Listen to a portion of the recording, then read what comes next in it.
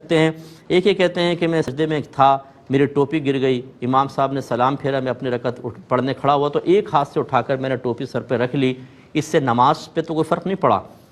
دیکھیں پہلی بات اچھی طرح یاد رکھیں کہ سر ڈھک کر نماز پڑھنا ادب ضرور ہے، فرض یا واجب نہیں ہے۔ اس لیے اگر فرض کر لیں ٹوپی گر گئی، آپ ویسے ہی کھڑے ہو جاتے اور برہنہ سر نماز کمپلیٹ کر لیتے، کوئی مسئلہ نہیں تھا۔ لیکن پھر چلیں آپ نے ایک ہاتھ استعمال کر کے سر پہ ٹوپی رکھ لی، یہ عمل قلیل کہلائے گا۔ اگر دونوں ہاتھوں سے اٹھاتے تو عمل کثیر ہوتا، پھر آپ کی نماز ٹوٹ جاتی، تو اس لیے یہ چل جائے گا، لیکن آئندہ اس میں احتیاط کریں۔ اور ضمناً ایک مسئلہ عرض کر دیتا ہوں کہ بعض مسجد میں ہم نے بزرگوں کو بھی دیکھا ہے کہ اگر کسی نوجوان کی ٹوپی گر جاتی ہے، وہ سجدے سے اٹھا تو جا کر ٹوپی اٹھا کے اس کے سر پہ یوں جمانے کی کوشش کرتے ہیں۔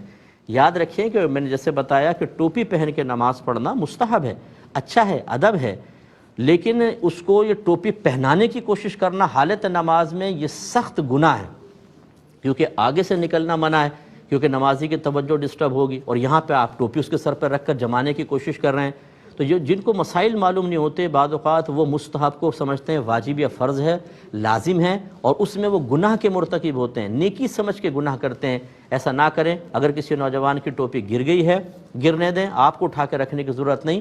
اس کا بغیر ٹوپی کے نماز پڑھنا گناہ نہیں، لیکن آپ کا اس کی حالت نماز میں ٹوپی سر پہ رکھنے کی کوشش میں اس کو ڈسٹرب کرنا، اس کی توجہ کو باڑ دینا، یہ گناہ ہے، اور اس پہ آپ کو اللہ کی بارگاہ میں توبہ کرنی ہوگی۔